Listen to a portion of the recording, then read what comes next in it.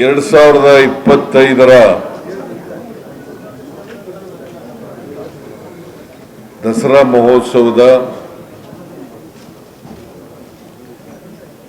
High power committee ಉನ್ನತ ಮಟ್ಟದ ಸಮಿತಿ ಸಭೆ ನಡೆಯಿತು. ಅದರಲ್ಲಿ ಡಿ.ಕೆ. ಶಿವಕುಮಾರ್ ಅವರು, ಮಾದೇವಪ್ಪನವರು, ಶಿವರಾಜ್ ತಂಗಡಗಿಯವರು, ವೆಂಕಟೇಶ್ ಅವರು,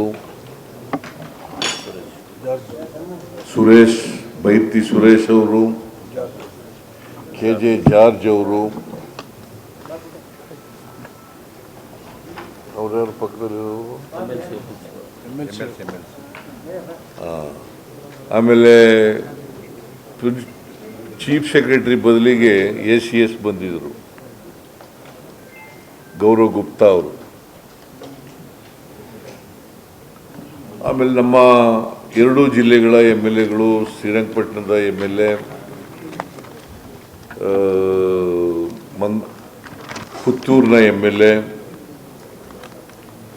MLCಗಳು ಮತ್ತು ಅಧ್ಯಕ್ಷರುಗಳು, ವಿವಿಧ ಬೋರ್ಡು ಕಾರ್ಪೊರೇಷನ್ಗಳ ಅಧ್ಯಕ್ಷರುಗಳು ಎಲ್ಲರೂ ಕೂಡ ಬಂದಿದ್ದರು. ಈ ಸಾರಿ ದಸರಾ ಸ್ವಲ್ಪ ಮುಂಚಿತವಾಗಿ ಬಂದಿದೆ. ಸೆಪ್ಟೆಂಬರ್ 22ನೇ ತಾರೀಕಿನಿಂದ ಅಕ್ಟೋಬರ್ 2ನೇ ತಾರೀಕಿನವರೆಗೆ ನಡೀತದೆ. ನವರಾತ್ರಿ 9 ದಿನಗಳ ಬದಲು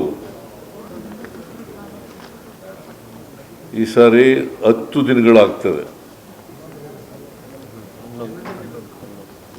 ವಿಜಯದಶಮಿ ದಿನ ಸೇರಿ 11 ದಿನ ಆಗುತ್ತೆ.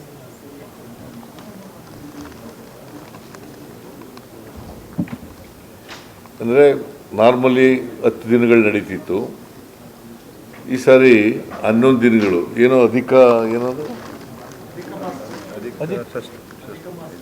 ಎಲ್ಲ ಅಧಿಕ ಪಂಚಮಿ, 2 ದಿನ ಪಂಚಮಿ ಬಂದಿರೋದ್ರಿಂದ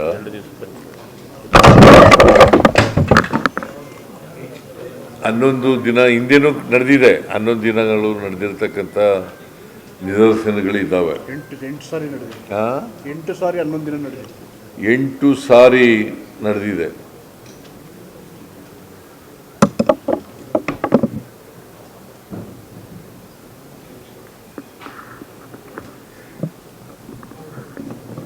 ಈ ಸಾರಿ ಒಳ್ಳೆ ಮಳೆ ಆಗಿದೆ. ಕೆರೆ ಕಟ್ಟೆಗಳು, ನದಿಗಳೆಲ್ಲ ತುಂಬಿದ್ದಾವೆ.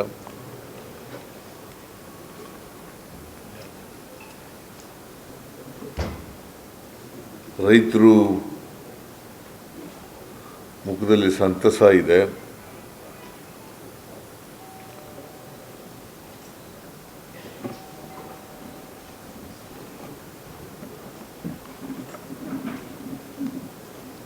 ಸರ್ಕಾರದ ಆಡಳಿತದ ಬಗ್ಗೆ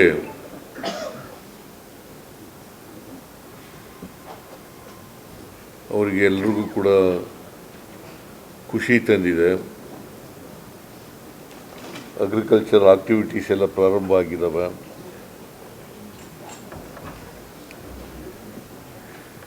ಒಟ್ಟಾರೆಯಾಗಿ ರೈತರು ಸಮಾಧಾನದಿಂದ, ನೆಮ್ಮದಿಯಿಂದ ಇದ್ದಾರೆ. ಅದಕ್ಕೋಸ್ಕರ ಈ ಸಾರಿ ದಸರಾನ ವಿಜೃಂಭಣೆಯಿಂದ ಮಾಡ್ತಾ ಇದ್ದೀವಿ.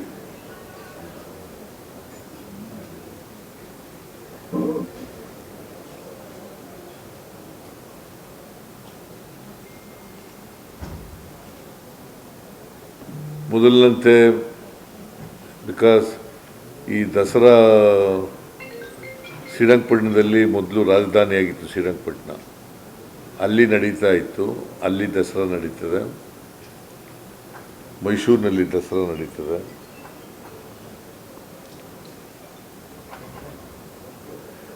ಜನರು ಈ ಸಾರಿ ನಿರೀಕ್ಷೆ ಸುಮಾರು 10 ಲಕ್ಷಕ್ಕೂ ಹೆಚ್ಚು ಜನ ಬರ್ಬೋದು ಅಂತ ನಿರೀಕ್ಷೆ ಇದೆ.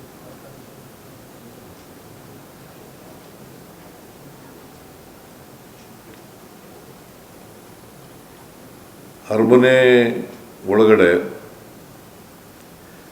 ಪ್ರತಿ ಸಾರಿನೂ ಕೂಡ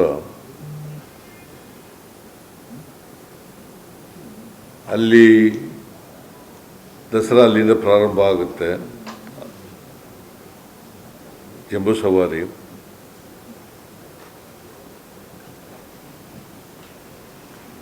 ಅಲ್ಲಿ ನುಗ್ಗಲಾಗದ ರೀತಿ ನೋಡ್ಕೋಬೇಕು ಅಂತೇಳಿ ಪೊಲೀಸ್ನವರಿಗೆ ಕಟ್ಟುನಿಟ್ಟಿನ ನಿರ್ದೇಶನ ಕೊಟ್ಟಿದೆ. ಮತ್ತೆ ಪೊಲೀಸ್ನವರು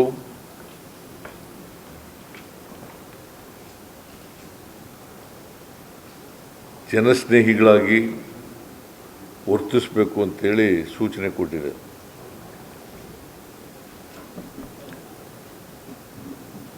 ಮತ್ತು ಕಳೆದ ಸಾರಿ ವಸ್ತು ಪ್ರದರ್ಶನ ಮಳಿಗೆಗಳು ಮತ್ತು ಸರ್ಕಾರಿ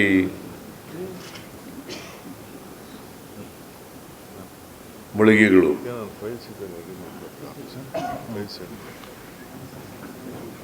ದಸರಾ ವಸ್ತು ಪ್ರದರ್ಶನ ಪ್ರಾರಂಭ ಆಗೋ ದಿನನೇ, ಉದ್ಘಾಟನೆ ಆಗೋ ದಿನನೇ ತುಂಬಿದ್ದು. ಈ ಸಾರಿ ಎಲ್ಲ 100ಕ್ಕೆ 100 ತುಂಬಬೇಕು. ಹೋದ ಸಾರಿ 90% ಅಷ್ಟು ತುಂಬಿತ್ತು. ಈ ಸಾರಿ 100ಕ್ಕೆ 100 ತುಂಬಬೇಕು ಅಂತೇಳಿ ಸೂಚನೆ ಕೊಟ್ಟಿದ್ದೇನೆ.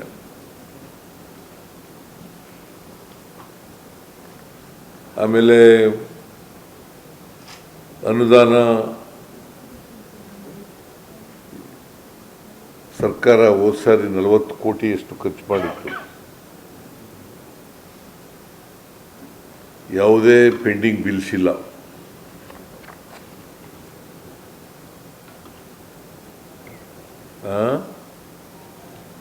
ಪೆಂಡಿಂಗ್ ಯಾವ ಬಿಲ್ಗಳು ಇಲ್ಲ ಈ ಸಾರಿ. ಸಾಮಾನ್ಯವಾಗಿ ಪ್ರತಿ ಸಾರಿನೂ ಕೂಡ ಹಳೆ ಬಾಕಿ ಉಳ್ಕೊಂಡಿರ್ತಕ್ಕಂಥದ್ದನ್ನು ನೋಡ್ತಿದ್ದವು. ಈ ಸಾರಿ ಯಾವುದೇ ಬಾಕಿ ಉಳಿದಿಲ್ಲ. ಅದನ್ನು ಎಕ್ಸಿಕ್ಯೂಟಿವ್ ಕಮಿಟಿಯವರು ಒಂದು ಜಿಲ್ಲಾ ಉಸ್ತುವಾರಿ ಸಚಿವರ ಅಧ್ಯಕ್ಷತೆಯಲ್ಲಿ ಒಂದು ಕಾರ್ಯಕಾರಿ ಸಮಿತಿ ಇದೆ. ಅವರು ಎಷ್ಟು ಖರ್ಚಾಗುತ್ತೆ ಅಷ್ಟು ಹೇಳಿದ ಮೇಲೆ ಆ ಸರ್ಕಾರ ಭರಿಸ್ತಕ್ಕಂಥ ಕೆಲಸ ಮಾಡ್ತದೆ. ಆಮೇಲೆ ವಿದ್ಯುತ್ ಶಕ್ತಿ ಕಳೆದ ಬಾರಿ 21 ದಿನಗಳು ಆಗಿತ್ತು. ಭಾಳ ಆಕರ್ಷಣೀಯವಾಗಿ ಮಾಡಿದರು. ಈ ವರ್ಷನೂ ಕೂಡ 21 ದಿನಗಳ ಕಾಲ ಇರಬೇಕು ಮೈಸೂರು ನಗರದಲ್ಲಿ. ದೀಪ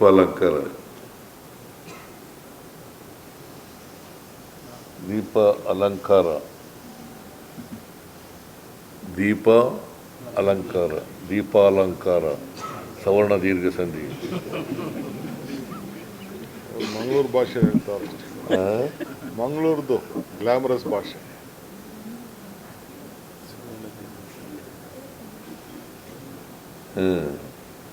ದೀಪ ಅಲಂಕಾರ 10 ಕೋಟಿ ಜಾಜ್ಗೆ 10 ಕೋಟಿ ಜಾಜ್ ಇಲಾಖೆ.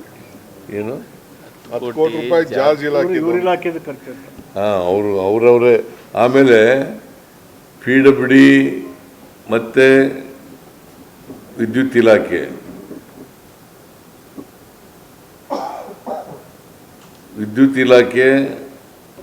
ದೀಪಾಲಂಕಾರ ಮಾಡಲಿಕ್ಕೆ ಖರ್ಚನ್ನು ಅವರೇ ಭರಿಸ್ಕೋಬೇಕು. ಚಾಮರಾಜನಗರದಲ್ಲಿ ಏನು ಯಾವ ನಡೀತಿತ್ತು ದಸರಾ?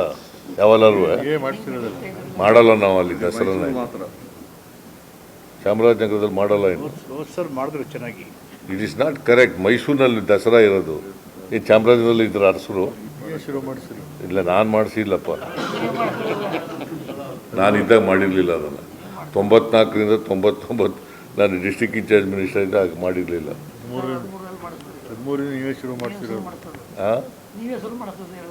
ಇಲ್ಲಪ್ಪ, ನಾನು ಮಾಡಿ ಚಾಮರಾಜನಗರ. ನೀವು ಒತ್ತಾಯ ಮಾಡೋಕ್ಕೆ ಹೋಗ್ಬೇಡಿಯಪ್ಪ ಈ ಸಾರಿ.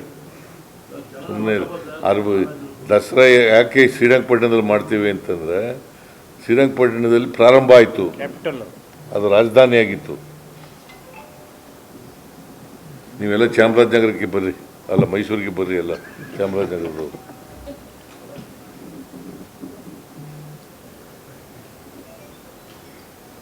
ಹಾಗಾದರೆ ಕೊಡಗಿನವರು ಕೇಳ್ತಾರೆ, ಕೊಡೋಕ್ಕಾಗತ್ತಾ?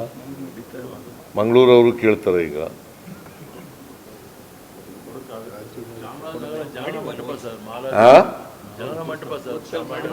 ಚಾಮರಾಜನಗರ ಇಲ್ಲಪ್ಪ. ಚಾಮರಾಜನಗರದಲ್ಲ ಅರಸರು ಯಾವಾಗಲೂ ವಾಸ ಮಾಡಿರಲಿಲ್ಲ, ಅಲ್ಲಿ ಕೊಡಲ್ಲ.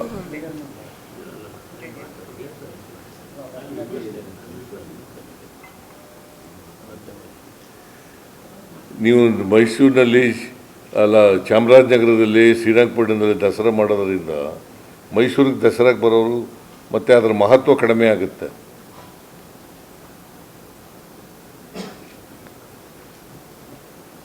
ಸೊ ಅದಕ್ಕೆ ಬೇಕಾದಂಥ ಖರ್ಚುಗಳನ್ನು ಸರ್ಕಾರ ಭರಿಸ್ತದೆ. ಇನ್ನು ಉಳಿದಂತೆ ಹೆಚ್ಚಿನ ವಿಡಿಯೋಗಳಿಗೆ ಪ್ರತಿಧ್ವನಿ ಯೂಟ್ಯೂಬ್ ಚಾನೆಲ್ ಸಬ್ಸ್ಕ್ರೈಬ್ ಮಾಡಿ, ಬೆಲ್ ಐಕಾನ್ ಕ್ಲಿಕ್ ಮಾಡಿ.